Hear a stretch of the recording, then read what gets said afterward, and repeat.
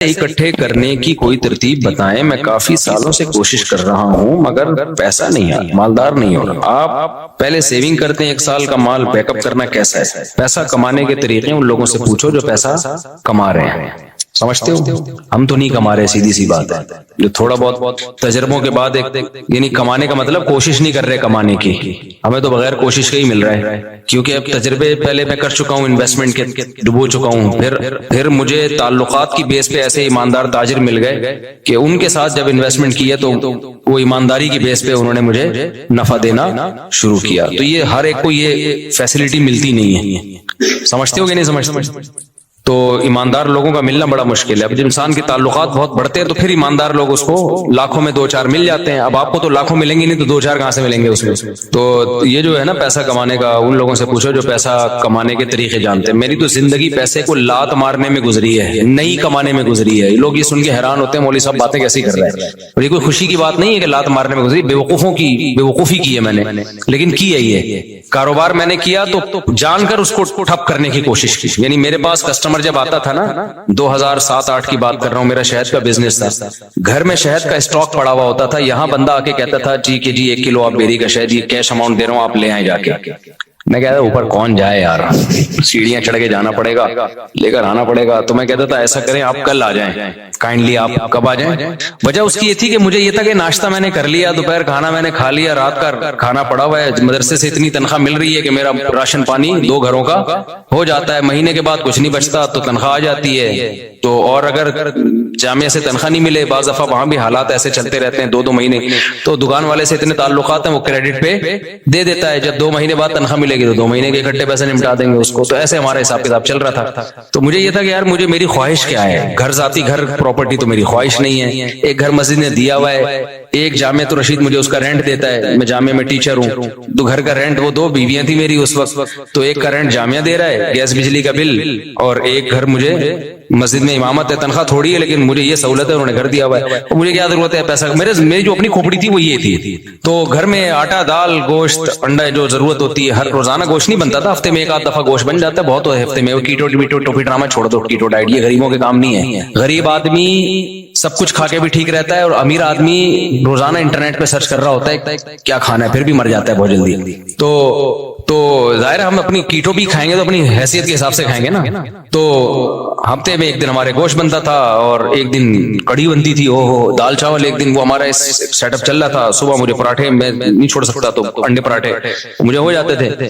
تو میں سوچتا تھا یار میرا تو گزارا ہو رہا ہے، بچوں کی اسکول کی ہم نے ٹینشن لی نہیں، ہم نے کہا پیسے ہوں گے تو اسکول پڑھا دیں گے، نہیں تو بھائی ہوم اسکولنگ، گھر میں رہو بس پڑھو، جتنا اماں کو آتا ہے وہ پڑھا دے گی، جتنا ہمیں آتا ہے ہم پڑھا دیں گے۔ تو اب اس کے بعد مجھے جو میں دل کی، میرے جو دوست احباب ہیں نا، ان سے آپ یہ پوچھ سکتے ہیں، آپ سمجھیں مجھے شو مار رہے ہیں، شو نہیں مار رہا، میں اپنی برائی کر رہا ہوں، یہ برائی سے کر رہا ہوں، یہ ٹھیک نہیں ہے، آپ ایسا نہ کریں، کہ ہمارے اپنا مزاج ہمیشہ سے ایسے ہی رہا۔ تو اب یہ کہ یار کیونکہ پڑ ہی نہیں رہی سر پہ نا، کوئی ضرورت ہی نہیں آ رہی، جب پڑتی ہے تو پھر آدمی کمانے کی سوچتا ہے، پڑ ہی نہیں رہی سر کے اوپر۔ میری ضرورت تھی پراٹھا، مجھے یاد ہے جب میں نے دوسری شادی کا ارادہ کیا، اچھا پراٹھا بھی گھر کا نہیں، مجھے ہوٹل ہی کا پراٹھا چاہیے، گھر کا نہیں، گھر میں وہ مزہ نہیں آتا پراٹھے، جتنا بھی اچھا بنا وہ۔ ابھی میرے ساتھ بیٹھ کے پراٹھا کھاؤ تو تمہیں پتا ہے، ایک دن لاہور سے ایک بندے آئے، انہوں نے کہا یہ پراٹھے بیان میں بہت کرتے ہو، میں اس کو لے گیا ہوٹل میں، میں نے ناشتہ کرا، کہہ رہا یار واقعی ایسا پراٹھا آج تک میں نے نہیں کھایا۔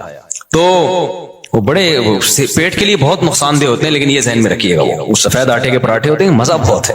تو اب کیا تھا کہ میں نے کہا میری بنیادی ضرورت، بنیادی بھی نہیں ہے، عیاشی ہے پراٹھا، بنیادی ضرورت تو ناشتہ ہے ہی نہیں، 2 ٹائم کی روٹی ہے، ناشتہ تو آپ کی گریوی ہے۔ تو میں یہ سوچتا تھا کہ یار میرے پاس تو گھر بنانے کے پیسے نہیں ہیں، اللہ نے 2 گھر مجھے فری پھوکٹ کے دیے ہوئے ہیں، ایک کا کرایہ وہ ادارہ دے رہا ہے جہاں میں ٹیچر ہوں، اور ایک مجھے مسجد میں امامت کی وجہ سے امام ہونے کی حیثیت سے ملا ہوا ہے۔ ابے میں تو کروڑ ارب پتی آدمی ہوں، لوگوں کے پاس 1 گھر نہیں ہے، میرے پاس 2 گھر، اللہ کی قسم دل میں یہ کیفیت، یہ اوپر سے نہیں کہہ رہا۔ اور لوگ روتے ہوئے آ رہے ہوتے تھے میں ذاتی گھر نہیں بنا سکا اور میرے پاس یہ نہیں، میں کہتا اس کو دیکھو پاگل آدمی، مجھے اس پہ ترس اس پہ نہیں آتا تھا ذاتی گھر نہیں ہے، مجھے اس پہ آتا تھا یہ بیوی بیچارے کی ایک ہی ہے، میں عیاشی کر رہا ہوں، میری بیویاں کتنی ہیں، 2 ہیں۔ تو رینٹ کے گھر تھے ہمارے، رشتے بھی ہم بیچتے تھے، تو کہ بھائی تیسری شادی کے لیے پیغام بھیجا، کہاں رکھو گے بھائی، وہ دوسری کو آمادہ کر لیا کہ تیسری کو اپنے ساتھ رکھ لے۔ انہوں نے کہا بھائی آج کل کوئی نہیں رہتا اس پہ میری بہت دنوں تک شادی نہیں ہوئی، پھر ایک دفعہ ہو بھی گئی تھی۔ ایک دفعہ ہوئی تھی تو تبھی ہوئی نا پھر 3 دن، وہ اسی ایام میں ہوئی ہے، انہی غربت کے ایام میں. تو الحمدللہ اس وقت مجھے کہیں اتنا سی بھی فیلنگ نہیں ہوئی ہے کہ میں غریب ہوں. اللہ کی قسم میری یہ کیفیت تھی، میرے سے بڑا سیٹ شاید دنیا میں کوئی بھی نہیں. وجہ اس کی یہ تھی، میں سوچتا تھا کہ ایک ہوتی ہے ضرورت، اللہ میری صرف ضرورت پوری نہیں کر رہا بلکہ مجھے ضرورت سے کئی گنا زیادہ دے رہا ہے. یہ جو پراٹھے میں صبح انڈے کے ساتھ پھوڑ رہا ہوں یہ میری ضرورت بولو. تو میں تو 3 ٹائم کا کھانا کھا رہا ہوں یار، گوشت ہفتے میں 1 دن کھا رہے ہیں تو کیا ہوا؟ دال چاول اور بھنڈی کا جو مزہ ہے، خدا کی قسم بھوک لگ رہی ہو، بھنڈی ایسے پھوڑتا ہے آدمی، میں تو مزے لے لے کے کھانا کھاتا ہوں. بھوک لگ رہی ہوتی، ابھی مجھے لگ رہی ہے بھوک، باقی مجھے سخت بھوک میں نے دوپہر کھانا نہیں کھایا اس لیے بھوک لگ رہی ہے، صبح کا ناشتہ کیا ہوا ہے. تو اب میں نے سب گھروں میں فون گھمایا کیا پکا ہوا ہے. یہ سہولت ہے تم غریبوں. اب میرا تمہیں گالیاں دینے کا دل چاہ رہا ہے. ہم نے فوکس کیا شادیوں کو جو نیچرل ہے، تم فوکس کرتے ہو بحریہ ٹاؤن کو، گاڑیوں کو. یہ نیچرل تھوڑی ہے یار، جو نیچرل لذتیں ہیں وہ تو بیوی اور بچوں میں ہیں. سمجھتے ہو کہ نہیں سمجھتے؟ بیویاں ہونی چاہیے، بچے ہونے چاہیے، وہاں سے محبتیں ملتی ہیں. گاڑی بھی تو تھوڑے دن میں دھی بھر جاتا ہے، پھر آدمی کہتے ہیں اس سے اونچی کی گاڑی، پھر اس کے بعد پھر بڑے بڑے لوگ گاڑیاں بیچ دیتے ہیں، اوبر میں جا رہے ہوتے ہیں. وہ یہ کھلونے ہیں تھوڑے دن کے دل بہلانے کے، ان سے دل بھر جاتا ہے. نہ بیویوں سے دل بھرتا ہے نہ بچوں سے دل بھرتا ہے. یہ تو نیچرل ہے نا. پراٹھے سے دل بھرتا ہے، کبھی روٹی سے دل بھرا کسی کا؟ 1 دن کھائی 2 دن کھائی، اب میں نہیں روٹی کھا رہا، پھر بھوک لگے گی پھر روٹی کھانے کا دل. یہ نیچرل ہے. تو ہم شروع سے کوشش کرتے ہیں نیچر پہ رہیں بھائی، نیچر پہ رہیں. تو یہ تو بچکانا باتیں، گاڑی بنگلہ بحریہ ٹاؤن، پیسہ بہت دے دیا تو بنا لو، نہیں ہے تو یہ کوئی تھوڑی فضول چیزیں یار. دیواروں اینٹوں سے میں نے تو اپنی زندگی میں ایسے ایسے لوگوں کو دیکھا اربوں روپے لگا کے انہوں نے شیش محل بنایا، اتنا بہترین گھر. خدا کی قسم رہنا نصیب نہیں ہوا. جس دن گھر تیار ہوا ہارٹ اٹیک ہوا، مر گئے. کاش وہ اربوں روپے لگا کے اپنی صحت کا خیال کر لیتے یا کچھ اور کر لیتے. تو وہ بچے بھی پھر وہ فری پھوکٹ کے پیسہ نہ بیچ باچ کے کھا رہے ہوتے ہیں، عیاشیوں میں اڑا رہے ہوتے ہیں. تو اس لیے ابھی جو ہے وہ میں نے گھروں میں فون گھمایا تو شلجم اور جو ہے گوشت کا شوربہ کہیں نہیں پکا ہوا تھا. تو گارڈوں سے میں نے پوچھا تم لوگوں نے کیا پکایا؟ انہوں نے کہا شلجم گوشت. میں نے کہا ہم آپ کے ساتھ کھانا کھائیں گے آج.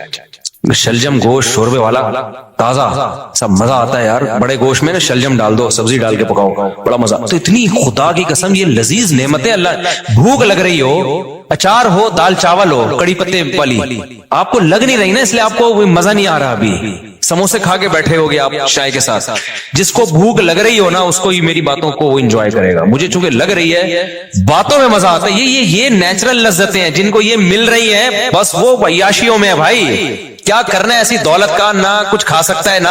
اکثر مالدار ہم نے دیکھے ہیں، ایک آدھ بچہ ان کا، وہی بچہ خراب نکلا، وہی ٹینشن دے رہا ہے. زندگی عذاب بن گئی ان کی. شروع میں پیسے سے برگر اتنے کھا لیے کہ اب کچھ کھانے کے قابل نہیں بچے. اتنا وزن بڑھ گیا ان کا، کھا ہی نہیں سکتے. پراٹھے کا نام سن کے بے ہوش ہو جاتے ہیں وہ. تو سب سے بڑی نعمت صحت ہے، بیوی بچے ہیں، اور سر چھپانے کے لیے جگہ مل جائے، بے شک وہ کرائے ہی کی کیوں نہ ہو. تو میں کہتا یار لوگوں کے پاس ایک جگہ، میرے پاس کتنی ہے؟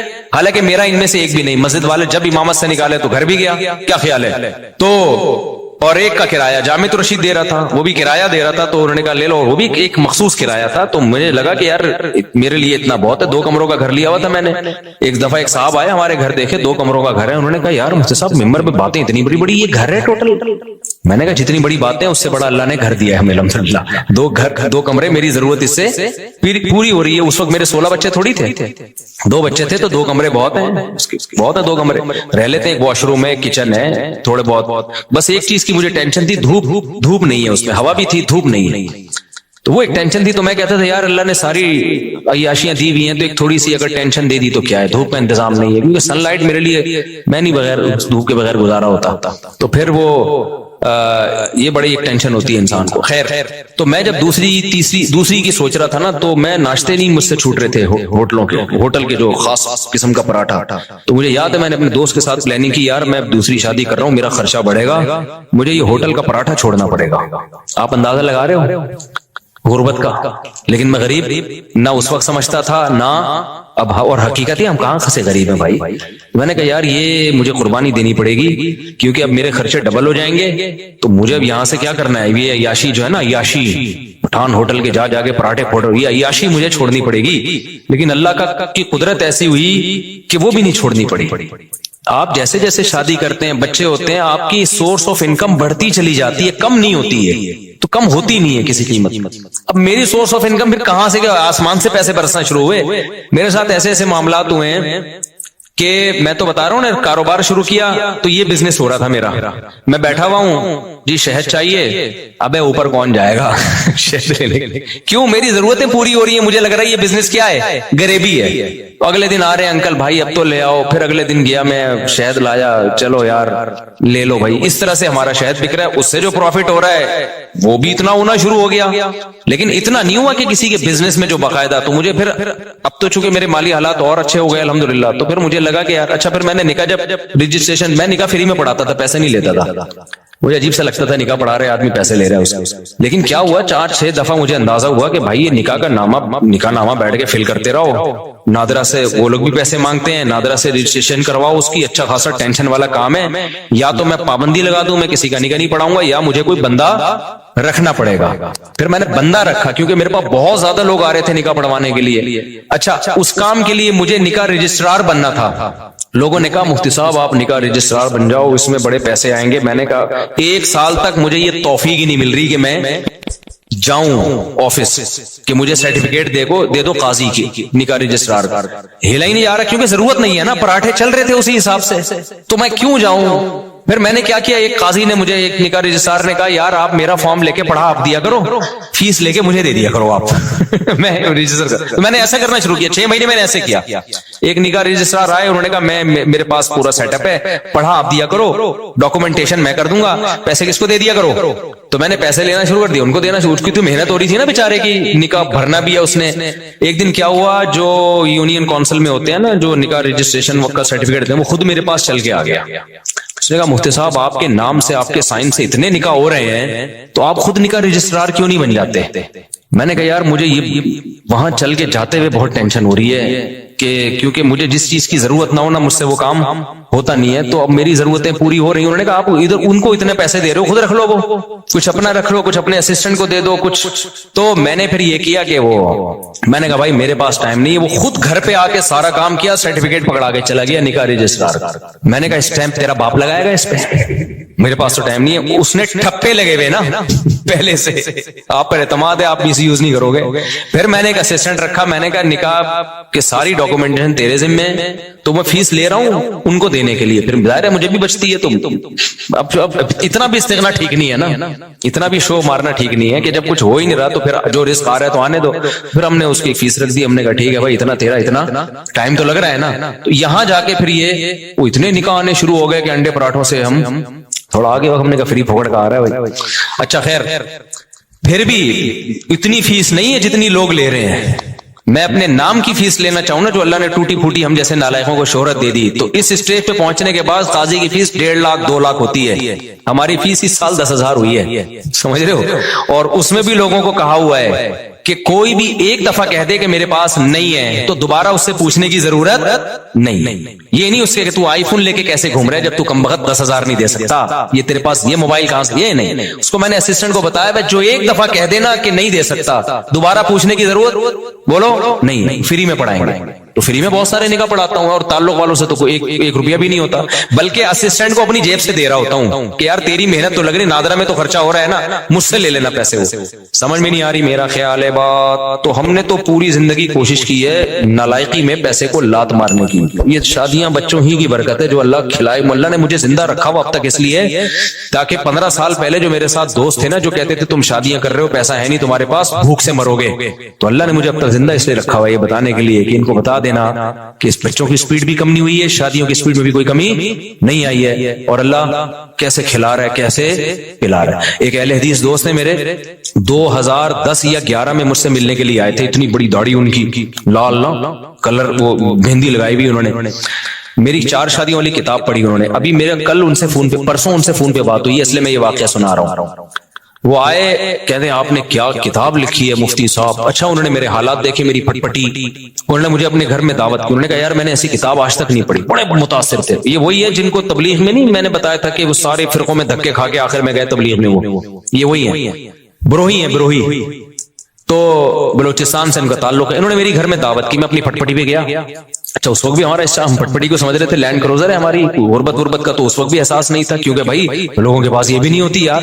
تو ہم تو پٹپٹی بھی جا رہے ہیں, ٹرن کر کے پہنچ گیا. مجھے یہ خوشی ہوتی تھی کہ اس کے پیسے میرے پاس ہیں الحمدللہ, میں پیٹرول ڈال سکتا ہوں اپنے خرچے پہ. تو ان کا پرسوں فون آیا, انہوں نے کہا مفتی صاحب مجھے آپ کا وہ زمانہ یاد ہے, اور کہتے ہیں میں آپ کا ہر جگہ دفاع کرتا ہوں, ہر جگہ دفاع کرتا ہوں کہ اس آدمی نے اس وقت یہ بات کہی تھی کہ پیسہ مت دیکھو, شادیاں کرو, نسل مت روکو. کہہ رہے اب لوگ نا آپ کی ریووں پہ اعتراض کرتے ہیں, یہ مفتی ریووں میں گھوم رہا ہے, یہ مفتی امریکہ جا رہا ہے, یہ مفتی جاپان جا رہا ہے, یہ مفتی سوئٹزرلینڈ جا رہا ہے, یہ مفتی یہ بھائی جب ظاہر ہے نوٹ آئیں گے تو شادیاں تو ہوں گی. کہہ رہا ہے میں ہر ایک کے ساتھ سامنے دفاع کرتا ہوں کہ میں اس مفتی کو جتنا جانتا ہوں آپ لوگ نہیں جانتے. اس مفتی کے پاس بچے پہلے آئے ہیں, بیویاں پہلے آئی ہیں, ریوو, اور ابھی تک یہ ریوو میری نہیں ہے, کرائے پہ ہے. اچھا یہ ویسے ہی راز کی بات بتا دوں, لیکن ہم اس کو کیا سمجھتے ہیں, یہ بینک سے لیوے تو رینٹ ہوتے دینا پڑتا ہے. تو لیکن بھائی ہمیں اس سے کیا, میری ہے یا رینٹ کیا ہے تو اسٹیئرنگ کس کے کنٹرول میں ہے, میرے کنٹرول, میری ہے بس. کرائے کا گھر ہے, اگر چابی اس کی میرے پاس ہے تو کس کا گھر ہے, وہ مالک مکان میری پرمیشن کے بغیر نہیں گھس سکتا گھر میں. آئے نا اگر بولو تو کیوں آ رہا ہے بھائی, تو میرا گھر ہے. تو اتنا کافی ہے میرا ہونے کے لیے, اس سے زیادہ کی ہوس مت کرو. پھر بہت پیسہ اللہ نے دے دیا تو ٹھیک ہے. اب مجھے گارڈننگ کا بہت شوق تھا, میرے پاس تو زمین ہی نہیں تھی سبزیاں اگانے کے لیے. تو اب ایک ہے تو گورنمنٹ کی زمین ہی ہے, لیکن کسی کام کی نہیں ہے, تو ہم نے یہاں پودے لگانا شروع کر دیے. جب تک کوئی چھیڑ نہیں رہا تو ہم یہ اپنی سمجھ رہے ہیں. ابھی میں نے اس کا ولاگ بھی بنایا ہے, لوگ سمجھ رہے ہیں مصطفیٰ کے پاس بڑا ایریا زبردست, حالانکہ وہ گورنمنٹ کی زمین ہے. لیکن مجھے اس سے کیا کرنا, جب وہ میرے کام میں سبزی اگا کے مجھے دے رہی ہے, میرے ٹماٹر کا شوق پورا کر رہی ہے, میری بھنڈی کا شوق پورا کر رہی ہے, تو اب اپنی بھی تو یہی کرتی ہے. اس میں گورنمنٹ تو خوشی ہوگی, اچھا کسی کام میں آ رہی ہے. یہ جو نرسری والے ہوتے ہیں یہ تو فٹ پاتھوں پہ لگا رہے ہوتے ہیں نا, یہ جو فٹ پاتھ پہ نہیں, وہ جو بیچ میں روڈ کے بیچ میں جگہ ہوتی ہے, گورنمنٹ تو چاہتی ہے اچھا ہے گرینری ہوگی, تو بس وہ اپنی سمجھو اس کو یار. تو مجھے کیا کرنا ہے کہ کاغذ میں میرے نام ہو. بھائی جو چیز میرے استعمال میں وہ کس کی ہے, آپ نے پراٹھا اپنے خرچوں سے خرید کے مجھے اس میں شریک کر لیا, تو یہ پراٹھا کس کا ہے, میرا ہے. مزہ وہی آئے گا اس میں. اب میں کہ یہ میں نے چونکہ اپنے پیسوں سے نہیں خریدا. ابے تو بے وقوف آدمی ہے, تو کسی اور کے پیسوں سے اگر تو تجھے پراٹھا کھلا رہا ہے, اور تیرا دوست ہے, کوئی بھگاری بن کے نہیں کھلا رہا, کوئی ایسا نہیں, وہ بعد میں تجھے تانے دے رہا ہو, تو تمہیں تو نوالا پیٹ میں جا رہا ہے نا, تمہاری تو بنیادی ضرورتیں پوری ہو رہی ہیں. اب تمہارے خرچے پہ ہو, کسی اور کے خرچے پہ ہو, تمہیں آم کھانے سے مطلب ہے, تمہیں پیڑ گننے سے مطلب نہیں ہونا چاہیے. تو میرے رب کے مجھ پر احسانات ہیں, جب میں پیدا ہوا تو مجھے ماں بھی ملی محبت والی, باپ بھی ملا محبت والا, بہن بھائی کی نعمت ملی, ابا اماں کھلاتے رہے, اس وقت میرے خرچے پہ نہیں, ابا کے خرچے پہ ہم کھاتے رہے, ہمیں کھانے سے مطلب تھا. اللہ نے ہمیں گھر کی چھت بھی دی, ابا کے گھر تھا وہ, میرا گھر نہیں تھا. تو مجھے اس سے کیا غرض کہ مجھے تو گھر مل گیا نا جو میری ضرورت ہے. پھر جب ہماری شادی ہوئی, دوسری جب ہوئی, تو دھکے مار کے گھر سے نکالنے کی کوشش سے پہلے ہی ہم نکل گئے. الحمدللہ ہمیں پتا تھا نکال دیا جائے گا, لیکن ہم پہلے ہی نکل گئے. تو لیکن نکالا نہیں ہے, دوسری زیادہ سے زیادہ باتیں میں جا سکتا. خیر, تو اب کچھ باتیں آنے میں گھر والے بھی سن رہے ہوتے ہیں, وہ بھائی کیا باتیں کر رہے ہیں. اچھا خیر, تو پھر مجھے گھر کرائے پہ مل گیا, تو میری تو چھت مجھے وہی چھت مل گئی الحمدللہ. پراٹھے اسی طرح سے چلتے رہے, کھانا پینا چلتا رہا, اب تک بھی چل رہا ہے. تو میں نے اس لیے کاروبار کو بدتمیزی کے ساتھ کاروبار کیا کہ کچھ ضرورت ہی نہیں پڑ رہی یار. کوئی مصیبت پڑے نا, بھوک لگ رہی ہے, مر رہے ہیں, تو پھر آدمی اس اخلاص سے کرتا ہے. تو ہماری مہینے کے اینڈ کے بعد نہیں, مجھے اگلے مہینے کی پہلی تاریخ کو میرے ساتھ کیا ہوگا یہ مجھے نہیں پتا ہوتا تھا. تو اب ایسے آدمی کے پاس اگر پیسہ آئے تو اس کا تو دماغ خراب ہو جائے گا کہ نہیں ہو جائے گا, جو اس زمانے کو بادشاہت والا زمانہ سمجھ رہا ہو. تو میرے پاس تو اگر ریوو آ گئی تو میں تو کہہ رہا ہوں یار, میں تو پٹپٹی کو سمجھتا تھا کیا یہ کیوں نہیں ہوتی دھکے والی پٹپٹی. پھر ہمارے پاس جب پیسہ آیا تو ہم نے پھر وہ GTO 110 بھی خریدی. ایسا نہیں ہے کہ وہ پٹپٹی بھی گھومتے رہے. تو جب یہ تو پھر تو اس لیے ہم لوگوں کے مسائل غربت نہیں ہے, ناشکری ہے. آپ نے ایک فرض کیا ہوا ہے کہ میں نے اس لیول تک جانا ہے. میں نے ابے کیوں فرض کر کے بیٹھا ہوا ہے, تو محنت ضرور کر. اللہ دے ٹھیک ہے, نہیں دے تو جو ہے اس پہ سمجھو کہ بہت دیا اللہ نے ہمیں. اور اس سے انسان کی صحت اچھی ہوتی ہے, خوش رہتا ہے تو اور اچھی ہو جاتی ہے صحت, ہر چیز کو انجوائے کرتا ہے. اور جو آدمی بیچارہ دولت کی ٹینشن لے کے بیٹھا, وہ کمبخت دولت بھی اس کے کام کی نہیں ہوتی, اس کو ہر وقت ٹینشنیں کھائی جا رہی ہوتی. تو خوش رہنا سیکھو بھائی. خوش وہی رہے گا جو کہے گا میرے پاس میری حیثیت سے زیادہ اللہ نے مجھے دیا ہے. جو یہ جس کے دماغ میں کانسیپٹ آ گیا نا, تو وہ خوش رہے گا. اور جو یہ سمجھنے لگا کہ میری ضرورت اتنی ہے, اللہ دے کم رہا ہے مجھے, تو بھی ٹینشن میں جاؤ گے. تو پراپرٹی کو ٹینشن نہ بناؤ, ذاتی گاڑی کو ٹینشن بولو پیسہ کمانا نہ چھوڑ دو, پہلے ہی مرے ہوئے لوگ ہیں اور مر جائیں گے. ایسا نہ ہو میری موٹیویشن سے آپ سمجھے پیسہ, غریب لوگ ہیں, ملک کا بیڑا غرق ہو رہا ہے. لوگوں کے پاس پیسہ آئے گا تو ملک کو بھی فائدہ ہوگا. پیسہ کوشش کرو ڈالر میں کماؤ, پاکستانی کرنسی میں پیسہ کمانے کا زکات دینی چاہیے ایسے آدمی کو جو یعنی کرنسی میں پیسہ کما رہا ہے. تو پیسہ کماؤ ڈالر میں. ہم تو لوگوں کو ترغیب دیتے ہیں باہر سے پیسہ لے کر آؤ. تبھی میں لوگوں کو کہتا ہوں یوٹیوب چینل بناؤ, ولاگنگ کرو, کچھ بھی کرو. ابھی تو میرا ایونٹ تو اسلام آباد میں یہی تو ترغیب دینے کے لیے تھا کہ یہ جو یوٹیوب ہے نا بہترین, جو یوٹیوب کی ارننگ کے جو حرام ہونے کے لوگ کہتے ہیں نا حرام ہے, اس کو تو میں کئی دفعہ دلائل دے چکا ہوں. لوگ کہتے ہیں احتیاط والے پہلو پر عمل کریں, اگر حلال حرام میں بہتر. بھائی احتیاط والے پہلو پر اگر آپ عمل کر رہے ہو تو دوسری احتیاط چھوٹ رہی ہے. اب یہ جو یوٹیوب ہے, سوشل میڈیا ہے, یہ ریمیڈنس لانے کا ایک بہت بڑا ذریعہ ہے. اگر آپ اسی کو حرام قرار دے دیا, ایک تو خالص حرام ہے, وہ تو کبھی بھی حلال نہیں ہو سکتا, لیکن اگر گنجائش کا پہلو نکل رہا ہے تو لوگوں کو دینا چاہیے. اس لیے کہ ریمیڈنس جتنا زیادہ ملک میں بھی آئے گا وہ یوٹیوب فیس بک کے ذریعے آئے گا. جتنا اس کے ذریعے آ رہا ہے کسی اور ذریعے سے نہیں آ رہا. اس سے آپ کا ملک تھوڑا سا تو اسٹیبل ہوگا نا, آپ کا کنٹری. اس پہ لوگ ہمیں کہتے ہیں اصل میں اپنے چینل ہے نا اس لیے یوٹیوب کی ارننگ حلال ہے. جب ہمارا چینل نہیں تھا تب ہم نے یوٹیوب کی ارننگ کو حلال ہونے کا فتویٰ دیا تھا 2014 میں. اس وقت ہمیں پتہ ہی نہیں تھا یوٹیوب چینل ہوتا کیا ہے. پتہ تو اب بھی نہیں ہے کیونکہ ابھی بھی ہمارا چینل کسی اور نے بنایا ہے, لیکن اس وقت تو پتہ ہی نہیں تھا کہ اس میں کوئی سورس آف انکم بھی ہے, کچھ بھی نہیں پتا تھا اس بارے میں. تو اس وقت ہم نے جائز ہونے کا فتویٰ اسی وجہ سے دیا تھا کہ بھائی اس میں دونوں پہلو نکل رہے ہیں, لیکن جائز ہونے والے پہلو کو ترجیح دی جائے گی. کیونکہ اصل جو یوٹیوب سے آپ کو ارننگ ملتی ہے وہ پروڈکٹ کو پروموٹ کرنے کی ملتی ہے. اس میں جو لڑکیاں آ رہی ہیں وہ ایک اضافی چیز ہے, پیسے اس کے نہیں مل رہے. جیسے موبائل کی دکان پہ آپ لڑکی کو بٹھا دو تو بٹھانا غلط کام ہے. آپ نے اگر خود بٹھایا ہو, کسی اور نے بٹھایا تو وہ آپ کو گنا بھی نہیں ملے گا اس کا.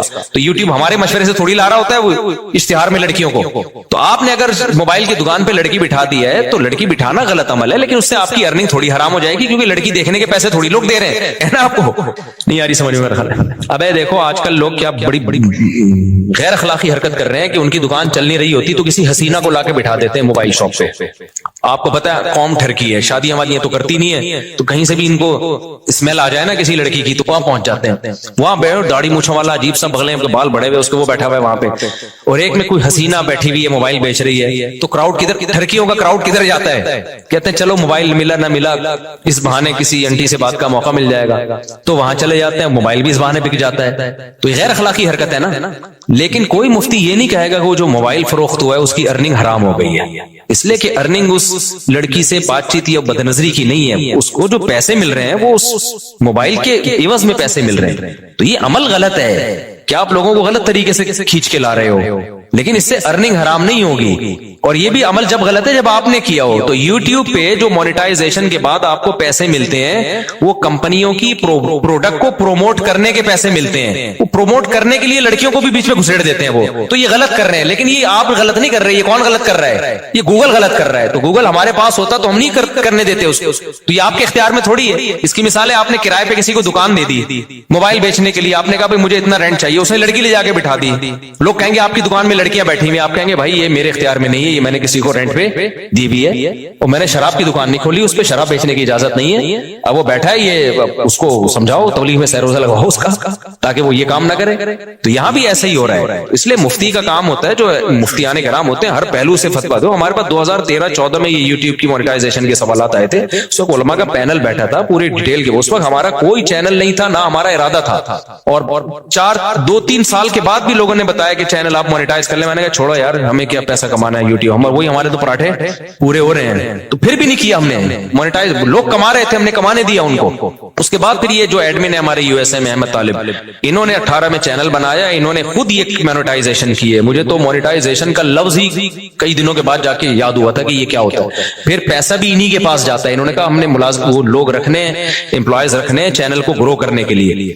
تو اگر پھر بھی میں نے بھی بنایا ہو تو اس میں یہ الزام کہ چونکہ اپنے چینل مونیٹائز ہوئے ہوئے اس چکر میں انہوں نے مفتیوں نے حلال ہونے کا فتویٰ دیا, تو یہ بدگمانی ہے. یعنی مولویوں کو کسی حال میں جو اگر ہم حرام ہونے کا فتویٰ دیتے ہیں نا تو پتہ ہے لوگ کیا کہتے ہیں, اب یہ ان کو تو کیا, ان کے تو چارج, ان کے تو نکاح پڑھا کے پیسے آ رہے ہیں نا, ان کے تو ہدیے نذرانے مل رہے ہیں, قوم جائے بھاڑ میں, ان کو بس حلال حرام کی. تو لوگ یہ باتیں کرتے ہیں. حلال ہونے کا فتویٰ دیا, اصل میں اپنے چینل کھل گئے ہیں نا ان لوگوں کے, اس لیے یہ کر رہے ہیں. تو وہی ہے ملامتی فرقہ ہے مولوی تو کسی حال میں. اور کچھ مولوی ایسے ہوتے بھی ہیں, 2 نمبر بھی ہوتے ہوتے ہیں, لیکن ہمارے ہاں جو فتویٰ دیا گیا ہے وہ اس کسی لالچ کی بیس پہ نہیں دیا گیا. اور میں اور مزید آپ کو ایک احتیاط, ہم نے فتویٰ دیا اس کی مونیٹائزیشن کے جواز کا, لیکن جب ہمارے ایڈمن احمد بھائی نے میرے چینل کو مونیٹائز کیا ہے نا, تو میں نے کہا اس میں دوسرے علماء سے بھی فتویٰ لوں گا, اپنے بارے میں اور احتیاط کروں گا. ہم نے دوسروں کو تو جواز کا فتویٰ دیا ہے, لیکن اپنے بارے میں اپنی فتوے پر عمل کروں نہ. تو جو ایکسپرٹ مفتیان کرام ہیں, جو مجھ سے بھی زیادہ ایکسپرٹ ہے, آدھا ایک گھنٹہ میں نے بیٹھ کے ان سے پھر اس پہ ڈسکشن کی ہے کہ بھئی اور بھی جتنے پہلوؤں کے لحاظ سے اس پہ غور کیا جا سکتا ہے. تو یہ بات کہاں سے چلی تھی؟ تو یہ مجھ سے پوچھ رہے ہیں کہ پیسہ کمانے کا طریقہ, تو میرے پاس تو ایک ہی طریقہ ہے, شادیاں کرو, بچے اسپیڈ سے پیدا کرو, جب ضرورت بڑھے گی تو رزق کے دروازے بھی بڑھ جائیں گے.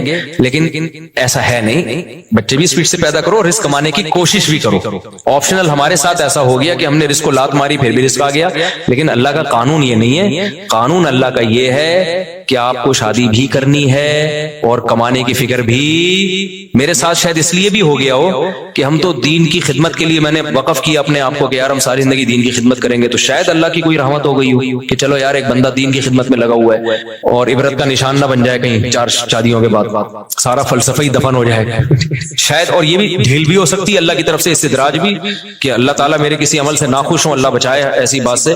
لیکن بہرحال اللہ کہ ٹھیک ہے ابھی کھا لے بیٹا, تجھے پکڑوں گا میں, اللہ بچا کے, یہ بھی ڈر لگتا ہے ہمیں. تو یہ بہت سارے ہو سکتے ہیں, لیکن جو شریعت کا اصول, قاعدہ اور ضابطہ ہے کہ جیسے نماز پڑھنا فرض ہے, رزق حلال کمانا اور اس کی کوشش کرنا بھی اسی طریقے سے فرض ہے. تبھی میں ان دنوں میں بھی تعریف کے طور پر یہ باتیں نہیں کرتا تھا, میں کہتا یار یہ میں نالائق ہوں, مجھے کرنا چاہیے, جب میرے بچوں کی سپیڈ اسی سپیڈ سے پیدا ہو رہے ہیں تو مجھے ان کے فیوچر کی فکر کرنی چاہیے, کچھ کاروبار کرنا چاہیے, کچھ جو ہے نا کمانے کی فکر کرنی چاہیے. آپ کے پاس کھانے کو روٹی نہیں ہے, 2 بچے آپ سے پل نہیں رہے ہیں, جو اسلام بتا رہا ہوں میں آپ کو سمجھ میں آئے نہ آئی آپ کا ہیڈک ہے, آپ نہ مانو اس کو, آپ بول چھوڑ دو اسلام کو, گورنمنٹ کی طرف سے کوئی پابندی نہیں ہے, لیکن آپ اپنی خواہشات کی بیس پہ اسلام کو چینج کرنے کی کوشش مت کرو. آپ کے پاس کھانے کو روٹی نہیں ہے, آپ بھوکے ہو, حمل ٹھہر گیا, تیسرا بچہ آ رہا ہے, 2 کو کھلانے کے, تعلیم نہیں, روٹی کے پیسے نہیں ہیں, روٹی کے. شروع میں روحانی عاملوں کا ذکر آ گیا نا, میرا میٹر شارٹ ہو گیا, پورا بیان اسی سٹائل میں ہوگا, ورنہ اچھا والا ہنس کھیل کے ہمارا بیان چلتا ہے. تو بلڈ پریشر ہائی ہو گیا تو ساری سیٹنگ پورے بیان کی, کتنا اچھا پچھلے ہفتے آرام سے میٹھے میٹھے انداز میں بیان ہوا تھا, کیونکہ ابھی ایک بڑے بزرگ کو ہم نے دیکھا کہ روحانی ڈرامے کے ساتھ بیٹھے ہوئے ہیں, تو اس پہ میں نے کہا یار بس یار اتنے بڑے آدمی کو کیا ہو گیا یار. تو وہ روٹی کے پیسے اگر آپ کے پاس نہیں ہیں, روٹی کے, آپ کے لیے کھانا مشکل, تعلیم اگلی چیز ہے نا, پہلے تو روٹی ہے نا, اور حمل ٹھہر گیا, اس بیس پہ گرانے کی اجازت نہیں ہے کہ کھلاؤں گا کہاں سے. سمجھ میں آ رہی ہے بات؟ آپ کہہ سکتے ہو کہ اگر اللہ نے کھلانے کا وعدہ کیا تو مجھے کیوں نہیں کھلا رہا, میں کیوں بھوکا ہوں, آپ کہہ سکتے ہو نا. ارے قرآن کہتا ہے کہ اپنی اولاد کو اپنے ہاتھوں سے قتل مت کرو, نحن نرزقکم وإیاہم, ہم تمہیں بھی روزی دیں گے اور ان کو بھی. تو انسان کہتے ہیں اللہ روزی نہیں ہے تبھی تو ٹینشن میں ہوں, بے روزگاری, دھکے کھا رہا ہوں, ادھر جا رہا ہوں ادھر جا رہا ہوں, مسائل ہیں, اور تو کہہ رہے میں دوں گا, کیا خیال ہے؟ تو کہاں سے دے رہا ہے؟ یہ تو ایک نئی ٹینشن ہوگی. میرے پاس فون آتے ہیں, بھائی اب 2 بچے ہیں, اب مفتی صاحب حمل ٹھہر کے کیا کریں بھائی, یہ تو ہمارے تو فیسیں ہی پوری نہیں ہو رہی, ہمارے تو خرچے پورے نہیں ہوگی. میں کہتا نہیں بھائی, اس بیس پہ آپ نہیں گرا سکتے, صبر کریں بس, اللہ پہ توکل. یہاں توکل فرض ہے. سوال یہ پیدا تو اللہ نے تو وعدہ کیا تھا, اللہ کھلائے گا تو کھلا کیوں نہیں رہا؟ آئی بات؟ تو یہ خوب سمجھ لو, اللہ نے جو وعدہ کیا نا کہ کھلاؤں گا, اس کا مطلب پتہ ہے کیا ہے؟ آپ کو سن کے افسوس بہت ہوگا اس کا مطلب سن کے. اس کا مطلب ہے اگر میں چاہوں گا میں کھلاؤں گا, اگر میں چاہوں گا, نہیں چاہوں گا تو نہیں کھلاؤں گا. اس کا یہ مطلب ہے, سمجھ رہے ہو؟ اب سوال پیدا ہوتا ہے اللہ پھر ایسے وعدے کا فائدہ کیا؟ یعنی یہ تو وعدہ ہی نہ ہوا نا. دیکھو قرآن میں جہاں بھی اس طرح کے الفاظ ہیں نا, اللہ نے دنیا میں کسی چیز کا وعدہ کیا ہے, اس کے آگے انشاء کا لفظ خود بخود لگا ہوا ہے. مثال کے طور پر میں اور اس اشکال کو مضبوط کر کے بیان کرتا ہوں. قرآن نے صحابہ کرام کو کہا کہ جب مشرکین مکہ کو حرم سے نکال دو, جب مکہ فتح ہوا نا تو 4 مہینے ہیں یہ لوگ حرم میں رہ سکتے ہیں, اس کے بعد حدود حرم سے قیامت تک کے لیے حرم میں مشرک کا داخلہ ممنوع. صحابہ کو اشکال ہوا کہ اللہ ہم تو غربت میں آ جائیں کیونکہ ہماری تجارتیں ہیں ان سے. بھائی اگر بڑے بڑے تاجر مشرکین میں بھی تھے نا تو ہماری تجارتیں ہیں تو یہ غربت میں آ جائیں گے. تو اللہ نے فرمایا ان خفتم عائلۃ فسوف یغنیکم اللہ من فضلہ. انشاء ہے کہ نہیں ہے؟ اگر تمہیں غربت کا خوف ہے تو اللہ نے چاہا تو اپنے فضل سے تمہیں غنی کر دے گا. ایک ہی آیت. ابھی میں ان سب کا ایک مفہوم بیان کرتا ہوں, اس سے سارے اشکال حل ہو جائیں گے انشاءاللہ. فسوف یغنیکم من فضلہ ان شاء، اگر اللہ چاہے گا تو اپنے فضل سے تمہیں غنی کر دے گا۔ نکاح کے بارے میں بھی یہ الفاظ ہیں، نکاح کرو یہ نہ دیکھو کہ غریبوں کے امیروں، کیوں؟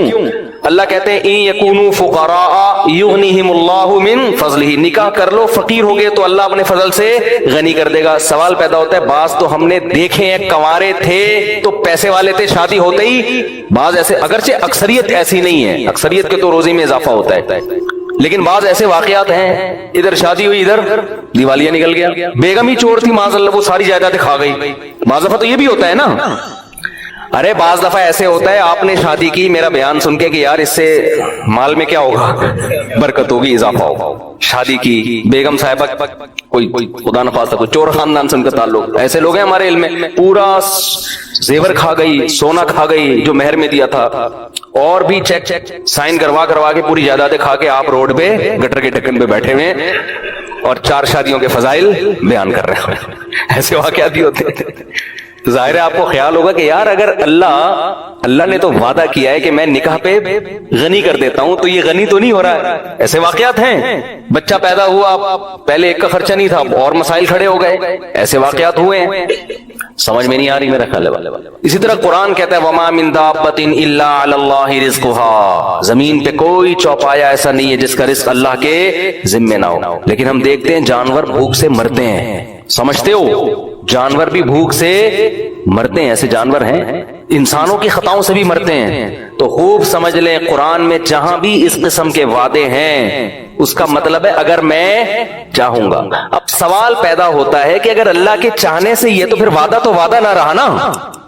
دیکھو آپ نے کسی مزدور کے ذمے ایک کام لگایا، مزدور کو آپ نے کہا کہ یار یہ 10 فٹ کا گڑھا کھود دے، میں تجھے 1 کروڑ روپے دوں گا۔ پہلے آپ نے کہا میں تجھے 1 لاکھ روپے دوں گا، اس نے کہا نہیں۔ آپ نے کہا چل 1.5 کر لے، اس نے کہا نہیں۔ آپ نے کہا 1 کروڑ دوں گا، ایک دم جوش میں آئے گا نا، اور ایک دم جوش میں آئے گا یار 10 فٹ گڈھے کے 1 کروڑ۔ آپ نے کہا اگر میں چاہوں گا، وہ کھودے گا؟ نہیں آئی بات سمجھ؟ وہ کہے گا بھائی تو چاہے گا کیا مطلب، اگر تو نہیں چاہ۔ میں نے ایک صاحب سے ایسے کوئی چیز بیچی نا تو پتہ نہیں 1 لاکھ کی تھی 1.5 لاکھ کی تھی، انہوں نے کہا میں آپ کو کل پیمنٹ دوں گا۔ میں نے کہا بھائی آپ مجھے کیا پتا یار، میں آپ کو جانتا نہیں ہوں، آپ مارکیٹ سے شارٹی ہو جاؤ۔ ہم بعض اپنا بکرے بیچ کے آ رہے ہوتے ہیں، دمبا کسی کو پہنا کے آ رہے ہوتے ہیں، لوگ ہمیں پہناتے ہیں، پھر اپنے دوسروں کو پہنانا پڑتا ہے ہمیں، ٹھیک ہے۔ تو کہتے نہیں اللہ نے چاہا تو میں کل دے دوں گا۔ میں نے اگر اللہ نے نہیں چاہا تو میں کیا کروں گا بتا، میں تجھے کہاں تلاش کروں گا؟ اگر مجھے یقین ہو کہ اللہ چاہے گا کہ تو مجھے دے گا، اللہ چاہے گا کہ تو مجھے دے گا، تو میں 1 دن کیا میں 1 مہینہ انتظار کر لوں گا۔ لیکن اگر اللہ نے نہیں چاہا، اللہ نے تو مجھے نہیں بتایا کہ میں چاہوں گا کہ نہیں چاہوں گا، اگر اللہ نے نہیں چاہا تو میں تو تجھے فون کروں گا بھائی میرے پیسے دے، تو کہے گا اللہ نے چاہا ہی نہیں، کیا ہمیں کیا ملے گا؟ اب جب ہم لوگوں کے بارے میں یہ بات سوچتے ہیں یار یہ کیوں اٹک رہا ہے یہاں پہ، یہ اللہ نے چاہا نا تو ہمارا مائک سسٹم ایک دن انشاءاللہ ٹھیک ہو جائے گا۔ تو اب شکر ہے صحیح ہو گیا، اب بیٹھ جا، بڑے خراب نہ ہو۔ تو اب سوال پیدا ہوتا ہے کہ اللہ نے جو اتنے وعدے کیے، یہ کرو گے تو یہ ملے گا، یہ دنیا کے وعدے، تو اس میں علماء کہتے ہیں ہر وعدے کے ساتھ یہ جڑا ہوا ہے انشاء، اللہ نے رزق کا وعدہ کیا، اللہ کے ذمے ہے اور اللہ دے گا بشرطے کہ اللہ چاہے گا۔ تو اب اللہ چاہے گا ہی، پر جب چاہت پر ہی ہے تو پھر مطلب کیا ہوا؟ تو یاد رکھو یہاں جو اللہ چاہے گا مطلب وہ نہیں ہے جو ہم سمجھ رہے ہیں، اس کا وہ مفہوم نہیں ہے جو ہم کلام الناس میں، عام لوگوں کے کلام میں مفہوم لیتے ہیں۔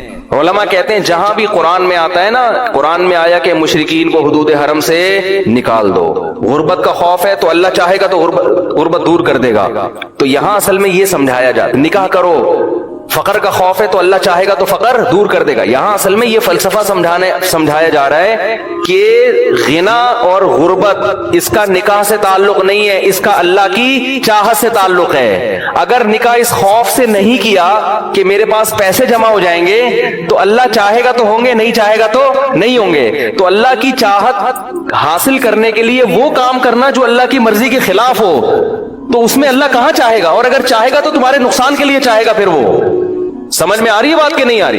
اس کا تعلق کیلکولیشن سے، اسباب سے نہیں ہے، اس کا تعلق کس سے؟ اللہ کی چاہت سے. تو جب آپ کو پتا ہے کہ اس کی جیب سے پیسے میں اس کی مرضی کے بغیر نہیں نکال سکتا، تو اس کو اس کی نافرمانی کر کے اگر میں پیسے نکال بھی لیے میں نے، تو وہ پیسے مجھے راس نہیں آئیں گے، وہ میرے لیے فائدے کے بجائے نقصان.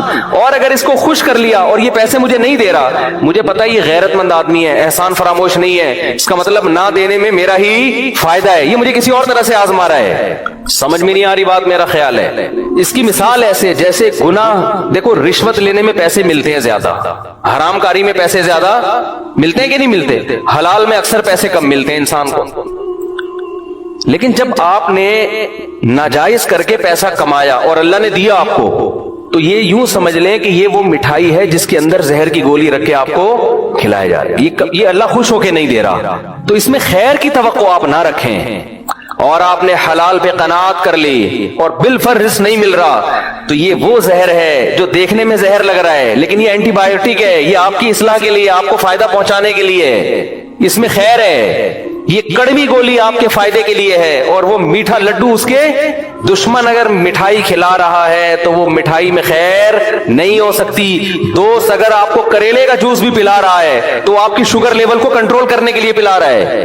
نہیں آئی بات؟ میرا خیال ہے سمجھ میں. تو یہ جو قرآن کہتا ہے نا نکاح کرو، اگر غریب ہو گئے اللہ مالدار کر دے گا، اس کا مطلب ہے کہ دولت اور امیری کا تعلق اللہ کی چاہت سے زیادہ ہے، شادی بیاہ سے نہیں ہے.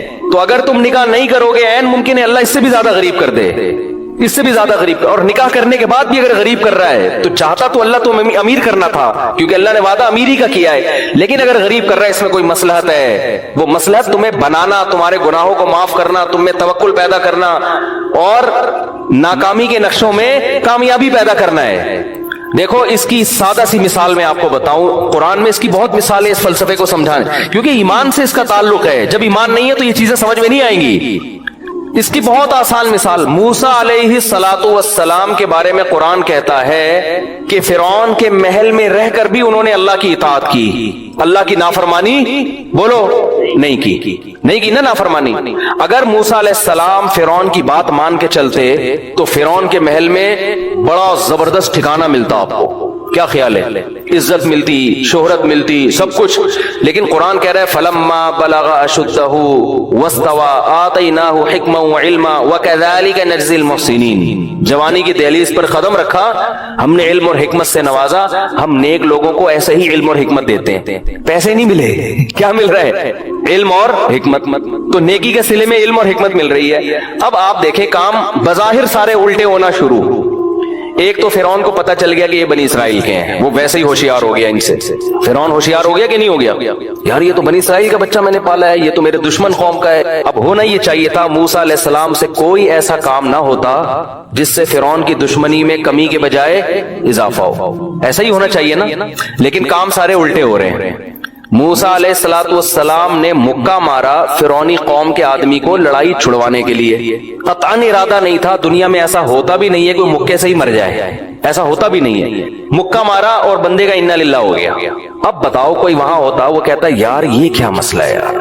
ایک طرف تو اللہ نے وعدہ کیا کہ نیک لوگوں کے ساتھ میں اچھا سلوک کرتا ہوں، اور موسیٰ علیہ السلام کی والدہ بھی کہتی ہیں اللہ تو نے ایک طرف میرے بچے کو صندوق سے نکال کے بچایا اور یہ کیا اور یہ غلطی کروا دی. مکے میں اتنا ان کے میرے بیٹے کی تو ایسی کوئی نیت تھی نہیں. قتل ہو گیا بھائی. اور قتل بھی کس کا ہوا ہے؟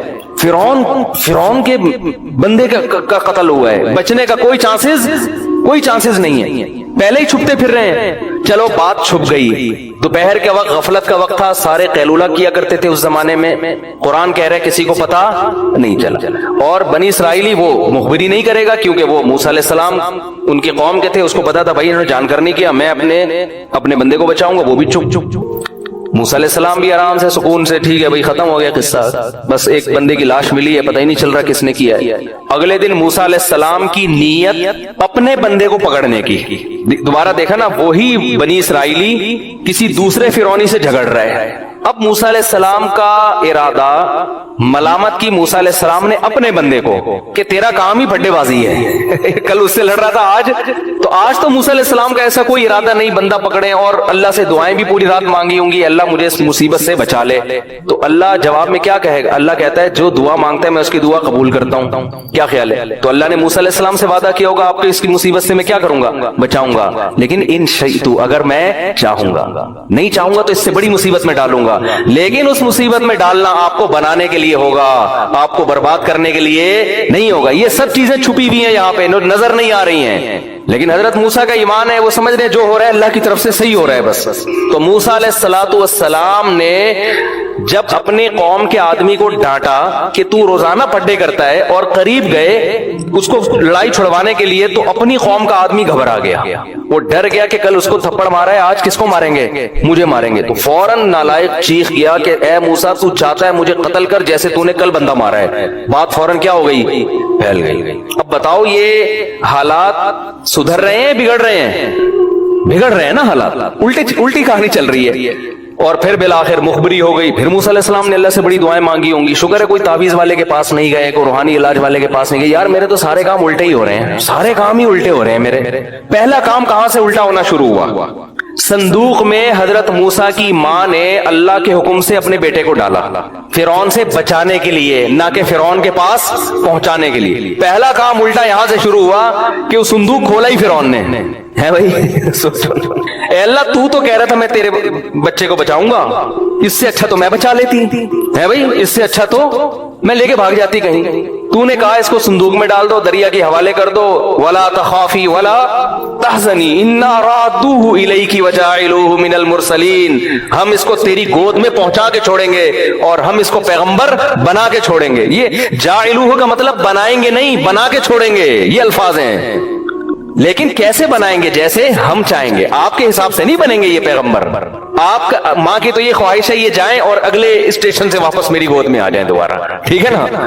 جیسے ہم چاہتے ہیں کہ قرآن کہہ رہے ہیں نا نکاح کرو اللہ غنی کرے گا, تو بندہ کہتا ہے ادھر میں نے شادی کی, ادھر میرے اکاؤنٹ میں 25 لاکھ روپے کوئی فوراً ڈال کے چلا جائے, نکاح کرتے یہ ہو جائے. ایسے نہیں ہوگا, ہوگا ویسے جیسے اللہ چاہے. بس آپ نے اللہ پہ توکل کرنا ہے. بھائی میں نے اللہ کی مرضی, آپ نے حمل نہیں گرانا, کوئی بات نہیں میرے پاس کھانے کو روٹی نہیں ہے, کوئی بات نہیں, لیکن اب میں بھی تو زندہ ہوں نا, تو میرے بچے کو بھی اللہ زندہ رکھے گا, کرے گا. وہ کیسے کرے گا یہ اس کا مسئلہ ہے. مجھے اس بیس پہ حمل روکنے کی اجازت نہیں ہے, یہ اسلام کی تعلیمات ہیں. بس صبر کرنا ہے, کوئی بات نہیں. افغانستان میں اگر افغان لوگ غربت کی وجہ سے حمل روکتے تو کیا آج اتنے لاکھوں جوان اسلام دشمن قوتوں سے لڑنے کے لیے پیدا ہوتے؟ وہاں پہ تو مر چکے تھے, ختم ہو چکے تھے. انہوں نے کہا کوئی بات نہیں, بھوکے ہیں, کھانے کو کپڑا نہیں ہے, پہننے کو لباس نہیں, کوئی بات نہیں, نسل نہیں روکنی ہے. وہی بچے کلاشن کوفیں لے کر جوان ہوئے ہیں اور وہی پھر اپنے باپ کی معیشت میں ترقی کا ذریعہ بن رہے ہیں. اس میں توکل فرض ہے آپ پر. تو خیر موسیٰ علیہ السلام پہلا کام الٹا کیا ہوا کہ موسیٰ علیہ السلام کی ماں کہہ سکتی تھی اللہ تو نے تو کہا تھا کہ میں بچاؤں گا, یہ بچانا ہے, ادھر پہنچا دیا. یہ تو فرعون کا ارادہ تھا قتل کرنے کا, وہ تو بچ گیا اتفاق سے, ٹھیک ہے نا. اور اب جب اس محل میں پل کے جوان ہو گیا تو اب بندہ مر گیا, یہ دوسری غلطی. چلو مر گیا, چھپی رہتی نا بات, لوگوں کو تو پتا نہیں تھا. اے اللہ تو اس بنی اسرائیلی کا منہ کسی طرح بند کروا دیتا کہ وہ نہ بولتا, اس نے بول دیا اور بات دنیا میں پھیل گئی.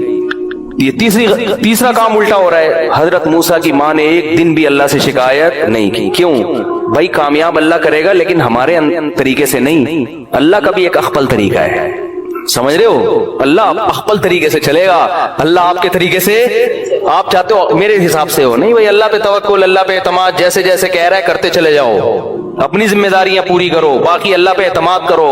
ناکامی میں بھی کامیابی اور کامیابی میں تو ویسے ہی کامیابی. ہم چاہتے ہیں اللہ کو اپنے حساب سے چلانا شروع کر دیں, پھر ٹینشن میں آتے ہیں میری وہاں شادی ہو کیوں نہیں رہی. اللہ نے جب وعدہ کیا ہے کہ تم نکاح کی کوشش کرو گے تو ہو جائے, وہاں ابے بھائی تو اللہ کے حساب سے چلے گا نا, جہاں وہ چاہے گا وہاں ہوگی نا تیری. اور میں اتنا پیسہ آ کیوں نہیں رہا میرے پاس, کیوں نہیں آ رہا؟ اللہ نے رزق کا وعدہ کر لیا ہے, اب وہ جیسے چاہے گا تمہیں دے گا. اگر وہ بھوکا مارنا چاہے گا تو اس میں اس کی کوئی مصلحت ہے, اس کی تقدیر سے آگے نکلنے کی کوشش نہ, تم اسباب پورے اختیار کرو. لیکن اللہ کی عادت یہی ہے کہ وہ مارتا ہے نہیں. چند واقعات ایسے ہو جاتے ہیں تاکہ لوگوں کی آزمائش ہو. علامہ آلوسی رحمۃ اللہ علیہ نے یہ جو آیت ہے نا ان یکونوا فقراء یغنیہم اللہ من فضلہ، اگر فقیر ہو گئے نکاح کرو اللہ غنی کر دے گا، اس آیت کے تحت لکھا ہے کہ اس کا مطلب ہے اللہ اگر چاہے گا، نہیں چاہے گا تو غنی نہیں ہوگے. لیکن انہوں نے کہا کہ مشاہدہ یہ ہے کہ اللہ اکثر چاہتا ہی ہے، ہوتا ایسا ہی ہے، کہیں کہیں اللہ اپنی قدرت دکھانے کے لیے تاکہ غیب پر لوگوں کو یقین رہے، کہیں کہیں ایسا کرتا ہے کہ اللہ امیر نہیں کرتا، لیکن اکثر ایسا ہوتا ہے. تو جہاں بھی قرآن میں اس طرح کی آیتیں ہیں نا ان میں اکثر ایسا ہی ہوتا ہے. جیسے اللہ کہتا ہے میں اس کا وعدہ کیا ہے، تو بھوک سے مرنے والے دنیا میں بہت کم ہیں. اکثر اسباب مال کے بالکل بھی نہیں ہوتے لیکن پراٹھے پھوڑ رہے ہوتے ہیں بیٹھ کے وہ. تو اللہ اپنا وعدہ پورا کرتا ہے اس طریقے سے. اور میں نے دیکھا ہے غریب لوگ ہیں، خاندان ہیں، وہ کھا رہے ہیں، کہیں نہ کہیں سے انتظام اللہ تعالیٰ کر دیتے ہیں ان کے لیے. ایسی ایسی جگہ سے رزق آتا ہے، انسان حیران ہوتا ہے. وَيَرْزُقُهُ مِنْ حَيْثُ لَا يَحْتَسِبُ، قرآن کہتا ہے وہاں سے دوں گا جہاں سے گمان نہیں ہوگا. اور ہم چاہ رہے ہیں یہاں سے روزی ملے، نہ جہاں سے میں چاہوں گا وہاں سے دوں گا. اور ویسے بھی ہماری جو بنیادی ضرورت ہے وہ بھی میں بتاتا ہوں ہے کیا. تو موسیٰ علیہ السلام سے قتل ہو گیا، یہ الٹا کام ہو گیا. پھر اگلے دن بات پھیل گئی، یہ غلط ہو گیا. پھر فرعون نے قتل کا فیصلہ کر دیا. یہ سارے کام کیا ہو رہے ہیں؟ موسیٰ علیہ السلام کہہ سکتے ہیں میں تو دعائیں مانگ رہا ہوں اللہ، تو بات بھی لیک آؤٹ ہو رہی ہے اور میرے قتل کے فیصلے بھی ہو رہے ہیں، تو میری تو دعائیں قبول نہیں ہو رہی. کسی نے کچھ کر دیا یقیناً، یہ تو پکا ہماری لگتا ہے وہ دن خالہ آئی تھی گھر میں، وہ ایسے دیکھ کے گئی تھی، ان کا مسئلہ ہے، وہ کچھ تکیے کے نیچے رکھا تھا انہوں نے. مجھے لگ رہا ہے سارا وہاں سے سیٹ اپ خراب ہو رہا ہے. کچھ بھی نہیں، وہ کہہ رہے ہیں بھائی جو اللہ کا کام ہے وہ اللہ کرے گا، جو میرا کام ہے میرا کام ہے بھائی اس سے بچو اس مصیبت سے. تو اب میں موسٹ وانٹیڈ بن گیا ہوں، مجھے یہاں سے جانا پڑے گا، نکلو یہاں سے. ابھی نبوت نہیں ملی تو وہاں سے نکل گئے. اب کہاں جائیں پتہ ہی نہیں چل رہا، مدین کی طرف چلے گئے. اتنا لمبا سفر، لیکن اور زندگی کا اس کے علاوہ اور کوئی سبب نہیں ہے، ورنہ تو یقیناً قتل کیے جائیں گے. تو اب جیسے تیسے بھائی جاؤ رسک لو. مدین پہنچے ہیں. اب کل ایک وہاں مکہ مکرمہ سے تبلیغی جماعت میں ایک بڑے عالم آئے، بڑی زبردست بات کی انہوں نے بیان میں. مکہ سعودی ہیں، وہ 40 سال سے تبلیغ میں لگے ہوئے ہیں. تبلیغ میں سعودی عرب کے عرب بہت زیادہ ہیں. تو انہوں نے بڑے پیاری بات کی. انہوں نے کہا دیکھو اللہ سے ہوتا ہے اللہ کے غیر سے. تبلیغ والے یہی کہتے رہتے ہیں نا. اس کی بڑی پیاری مثال دی انہوں نے موسیٰ علیہ السلام کی. انہوں نے کہا آپ بتاؤ آپ کے گھر میں کوئی ایسا رشتہ لے کر کوئی بندہ ہے رشتہ لینے کے لیے جو دوسرے کنٹری کا ہو اور موسٹ وانٹیڈ ہو، وہاں سے بھاگا ہوا ہو، اس ملک میں اس پہ قتل کا مقدمہ ہو، روزگار نہ ہو اس کے پاس، اس کے نہ ابا آئے نہ اماں آئے نہ بہن نہ بھائی. ایسے اجنبی اگر شادی کرنا چاہے گا ہو جائے گی اس کی شادی. یہاں تو پڑوسیوں کو نہیں دے رہے ہوتے لوگ 30 سال سے جانتے ہیں لوگ. کہیں گے بھائی تو پہلے شناختی کارڈ دکھا، نادرا سے وہ کنفرم کریں گے بندہ یہ انگوٹھے کے حساب سے یہی شناختی کارڈ بنتا بھی ہے کہ نہیں بنتا. بالکل اجنبی. لیکن موسیٰ علیہ السلام، ہر انسان کی ضرورت ہے بھائی، نکاح تو ہر آدمی کی ضرورت ہے نا، ورنہ برائیوں کی طرف جائے گا وہ. تو موسیٰ علیہ السلام کی بھی ضرورت. اور موسیٰ علیہ السلام کتنی ٹینشن میں کہ یار میرا تو یہاں کوئی انتظام ہو ہی نہیں سکتا. لیکن جو کام ان کے کرنے کا ہے اس میں کوتاہی نہیں کر رہے. جو اللہ کے کرنے کا ہے وہ کس پہ چھوڑا ہوا ہے؟ اللہ. ان کے کرنے کا کام تھا بھائی خدمت کر لو. فی الحال خدمت کی 2 لڑکیوں کی. انہوں نے ابا کو جا کے بتایا، ابا نے گھر بلا لیا. ایسا انتظام ہوا ہے کہ کہہ رہے ہیں ان 2 بیٹیوں میں سے جس سے چاہتے ہو آپ کا نکاح کرتا ہوں میں. اريد ان انكحك احدى ابنتي هاتين، ان 2 میں سے اشارہ کر کے کہا جس سے بولو گے آپ کا نکاح کرا دوں گا.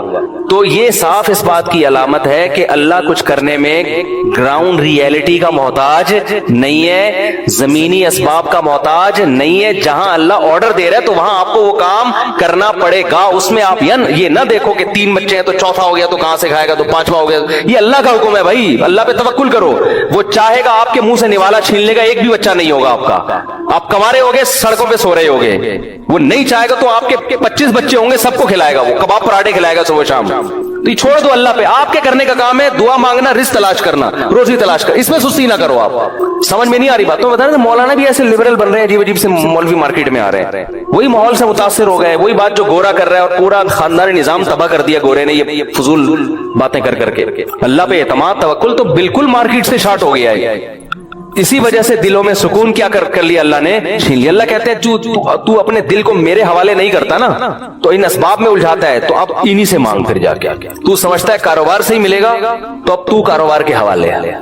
اسی کو خدا بنا لیا نا، وہی دے گا. تو سمجھتا ہے کہ میں نسل روکوں گا تو کم بچے ہوں گے تو خرچہ کم ہوگا تو پیسے زیادہ بچا لوں گا، تو اب تو انہی کے حوالے ہے. مجھ سے امیدیں بولو نہ لگا. جیسے موسیٰ علیہ السلام کو تو اللہ اپنی نگرانی میں رکھا ہوا ہے نا. اللہ کہہ رہے ہیں جو ہو رہا ہے ہونے تو، بس تم نے جو کام کرنا ہے جو میں نے ذمہ لگایا وہ کرتے رہو. تو تو آخر تک اللہ نے ایسا کامیاب کیا کہ شادی بھی ہوئی, بچے بھی ہوئے, اور جو ناممکن کام تھا فرعون کی سلطنت اکھاڑ کے زمین پہ پٹک دی اور موسیٰ بادشاہ بن گئے ہیں. بھائی بنی اسرائیل کی قیادت کس کے ہاتھ میں آ گئی؟ موسیٰ کلیم اللہ کے ہاتھ میں. وجہ کیا ہے؟ جیسے جیسے کہا جا رہا ہے ویسے ویسے. تو آپ بھی اگر سکون چاہتے ہو نا میرے بھائی, جیسے جیسے اللہ کہہ رہے ہیں ویسے ویسے کرتے رہو, ٹینشن نہ لو. نبی صلی اللہ علیہ وسلم نے فرمایا من حسن اسلام المرء ترکہ ما لا یعنی. انسان کے اسلام کی اچھائی میں سے ہے کہ لا یعنی چیزوں سے بچے. آپ کہہ سکتے ہیں 1 کروڑ روپے مل رہے ہیں تو لا یعنی کہاں سے ہو گیا؟ مل کس کام کے بدلے میں رہے ہیں؟ کیا قوم کی خدمت کی آپ نے؟ کون سا تیر مار دیا؟ پر ویڈیو گیم پکڑ کے بیٹھے رہے 1 گھنٹے تک. تو پیسے کمانے کے بھی کوئی عزت والا طریقہ اختیار کریں, لوگوں کا علاج کریں, یا لوگوں کو کوئی بزنس دیں, یا لوگوں کو کوئی اچھے مشورے دیں, یا کہیں لیکچرار لگ جائیں, یا فوج میں چلے جائیں, یا کوئی لوگوں کا کام کریں, کوئی کارپینٹر بن جائیں, کوئی مزدور بن جائیں, کوئی اچھی خدمت کے بدلے میں پیسے لیں تو وہ پیسہ حلال طیب کہلاتا ہے. یہ ویڈیو گیم کھیل کھیل کے پیسے کمانا یہ کوئی مزیدار کام نہیں ہے, یہ بے برکت والا کام ہے. اچھا بھائی, یہ کچھ پرانے مسائل تھے جن کا میں نے جواب دیا, رہ گئے تھے. یہ پوچھا ہے جی کہ کیا داماد سے پردہ فرض ہے؟ کیا داماد محرم ہوتا ہے؟ اس سے کتنا پردہ رکھنا چاہیے؟ بنت سلیم کراچی سے. دیکھیں داماد محرم میں داخل ہے, نامحرم نہیں ہے. داماد سے ساس کا پردہ نہیں ہوتا کیونکہ ساس ماں کی طرح ہوتی ہے. یہی وجہ ہے کہ اس سے ہمیشہ نکاح حرام ہے. داماد اگر اپنی بیوی کو طلاق دے دے یا اس کی بیوی مر جائے تو بھی ساس سے نہیں نکاح ہو سکتا, تو لہذا وہ محرم ہے. لیکن ساس بھی اگر جوان ہے اور داماد بھی اگر جوان ہے تو ریزرو رہنا بہرحال ضروری ہے. جیسے بہو اور سسر کا ریزرو رہنا ضروری ہے. سگی بیٹی کا معاملہ اور ہوتا ہے, بہو سے فتنے کا بہرحال اندیشہ ہوتا ہے اگر بالکل جوان ہے اور سسر بھی جوان ہے. تو اس لیے بہو کو سے مصافحہ کرنا, ہاتھ لگانا اس کو, یا اس کے گال پہ بوسہ لینا یا ماتھے پہ بوسہ لینا, یہ نامناسب ہے, بہت سخت مکروہ ناپسندیدہ عمل ہے. بلکہ بہو کو جب سسر صاحب پیار کریں گے تو بس سر پہ ہاتھ رکھیں بس. اسی طرح داماد جوان ہے, ساس بھی جوان ہے, تو ساس داماد کو جب پیار کرے گی تو سر پہ ہاتھ رکھے بس, اور بیٹا کیا حال ہے, اپنا خیال رکھنا. اس سے زیادہ باڈی کو ٹچ کرنا داماد کے یا بلا حائل مصافحہ کرنا یہ بھی ٹھیک نہیں ہے, یہ فتنے کا دور ہے. تو اس لیے اس بارے میں احتیاط لازم ہے. اسی لیے علماء نے لکھا ہے کہ اگرچہ ساس جو ہے وہ داماد کے لیے محرم ہے, مگر ساس اور داماد اگر دونوں جوان ہو تو اکیلے سفر نہیں کر سکتے. تو اس میں یہ ہے کہ سگا بیٹا ہو یا بھائی ہو یا اس طرح کا کوئی رشتہ ہو تو دوسرا کوئی رشتہ ہوگا جو سسرالی رشتہ نہیں ہونا چاہیے اگر دونوں جوان ہیں. تو بہرحال اصولی طور پر تو پردہ فرض نہیں ہے, فتنے کی وجہ سے یہ حکام ہے. تو ریزرو اتنا یعنی اتنا فری نہ ہو کہ مصافحہ ہونے لگے یا بلا حائل ایک دوسرے کو جسم جو ہے ٹچ کرنے لگیں, جیسے کہ ماں بیٹے ہوتے ہیں یا باپ بیٹی ہوتے ہیں. اتنا زیادہ آگے نہ بڑھیں بلکہ وہ تھوڑا ریزرو رہیں. اور ویسے بھی حرمت مصاہرہ کے مسائل ہیں, وہ میں کئی بار بیان کر چکا ہوں, اس کو اب ریپیٹ کرنے کی ضرورت نہیں ہے. نامحرم کو سلام کا جواب دینا, کیا غیر محرم کو سلام کا جواب دے سکتے ہیں؟ میری کلاس کی کچھ بہنیں مجھے جب سلام کرتی ہیں تو میں جواب دینے پر مجبور ہو جاتا ہوں, کیا مجھے اس کا گناہ ہوگا؟ محمود مقبوضہ کشمیر سے. محمود بھائی شریف آدمی لگ رہے ہیں, اپنی کلاس فیلوز کو بہنیں کہہ رہے ہیں تو امید ہے آپ سلام کا جواب دے دیا کریں انشاءاللہ. آپ یوں جواب دیا کریں, میری بہنوں تم سب کو وعلیکم السلام, بس اتنا کہیں اور پتلی گلی سے نکل لیں, زیادہ نہ فری ہوں آپ. نامحرم کے بارے میں اللہ سے دعا کرنا, سارے نامحرموں کے سوال آ رہے ہیں پتہ نہیں. کیا کسی غیر محرم لڑکی کے لیے دعا کی جا سکتی ہے کہ یا اللہ اسے میرے حق میں بہتر کر دے, یا اللہ اسے مجھے عطا کر دے؟ سبحان اللہ. ارحم صاحب لاہور سے, ارحم صاحب میری دعا ہے آپ کی کہ اس اچھی جگہ شادی ہو جائے تاکہ آپ کوئی اور دعا مانگا کریں. دیکھو کسی لڑکی کا نام لے کے اللہ مجھے فلانی دلا دے, مجھے فلانی دلا دے, یہ مناسب نہیں ہے. آپ اللہ سے یوں دعا مانگا کریں کہ اے اللہ میری اچھی جگہ شادی کرا دے, جو میرے حق میں بہتر ہو مجھے وہ دلا دے. اور اگر آپ کسی لڑکی کو چاہتے ہیں تو اس کا دماغ میں تصور لا کے یہ بھی دعا کر سکتے ہیں, اللہ اگر یہاں تیرے علم میں بہتر ہے تو یہاں کرا دے. بس اتنا, اس سے زیادہ آگے نہ بڑھے کہ نام لے لے کے دعا کریں. جائز ہونا الگ, جائز تو ہے, کسی کا بھی نام لے کے دعا کی جا سکتی ہے, لیکن یہ ایک طرح سے یوں سمجھیں کہ اللہ کو آپ سمجھا رہے ہیں کہ یہاں کرا دے, یہ زیادہ بہتر ہے. تو یہ اللہ کو نہ سمجھائیں. اس کی مثال ایسے ہے جیسے ایک شخص نبی صلی اللہ علیہ وسلم کی خدمت میں آیا, عرض کیا یا رسول اللہ آپ میرے لیے دعا مانگیں کہ اللہ مجھے مال و دولت عطا کرے. آپ نے منع کیا, اس نے, وہ منافق تھا, پھر کہنے لگا دعا کریں مال و دولت. تو نبی صلی اللہ علیہ وسلم نے منع کیوں کیا؟ اس لیے کہ یہ دعا مانگنا ہے اللہ مجھے دولت دے دے, یہ مناسب نہیں ہے. دولت سے جو مقصد ہے وہ دعا مانگنی چاہیے. دولت کا مقصد کیا ہے؟ آپ کی زندگی عافیت سے گزرے, آپ میں استغنا ہو, آپ کی زندگی پرسکون ہو جائے.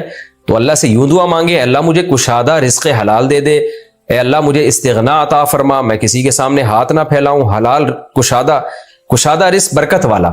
تو یہ دعا مانگے جائیں. اے اللہ میری اتنی تنخواہ کر دے، 50 لاکھ کر دے، 1 کروڑ کر دے. یہ نامناسب الفاظ ہیں، اس لیے کہ اس کا مقصد ہے، یہ دعا میں آپ گویا اللہ کو سکھا رہے ہوتے ہیں کہ مجھے پیسے سے مطلب ہے، مجھے پیسے سے جو مقصد ہے نا وہ مقصد سے مطلب نہیں ہے، میرا مقصد ہی پیسہ ہے. اب آپ یہ کہہ رہے ہو مجھے فلانی چاہیے، فلانی لڑکی سے شادی کرا دے، اس کا مطلب آپ کا مقصد ہی فلانی لڑکی بن چکی ہے. حالانکہ شادی کا مقصد تو سکون، اطمینان اور ایک کامیاب لائف ہوتی ہے. تو وہ اللہ سے یوں دعا مانگے جو ایسی ہو وہ والی دلا دے مجھے. تو اب ہو سکتا ہے وہ آپ اللہ کے علم میں آپ کے لیے بہتر نہ ہو.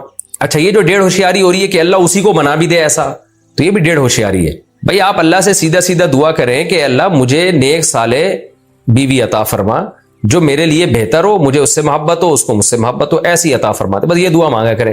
وہ ہوگی تو اللہ کے علم میں تو اللہ اس کو عطا کر دے گا، وہ نہیں ہوگی تو اس کے علاوہ کوئی اور دے دے گا آپ کو.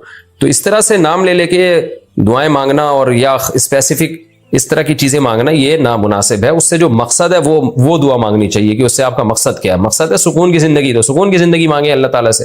وہ جو آیت ہے نا منافق کے، مجھے آئے نبی آپ دعا مانگیں کہ مجھے دولت مل جائے، پھر جب اس کو دولت ملی ہے تو اس نے صدقے دینے سے انکار کر دیا، تو پھر اللہ کی طرف سے وعید آئی تو اس کو احساس ہوا. پھر وہ نبی کے پاس صدقہ لے کر آیا، آپ نے منع کر دیا. پھر ابو بکر کے پاس صدقہ لے کر آیا، آپ نے منع کر دیا نبی کے انتقال کے بعد. پھر حضرت ابو بکر کے انتقال کے بعد حضرت عمر کے پاس آیا صدقے کا مال لے کے، حضرت عمر نے بھی انکار کر دیا کہ جب نبی نے پہلی دفعہ آپ سے مطالبہ کیا تھا آپ نے کیا کیوں نہیں.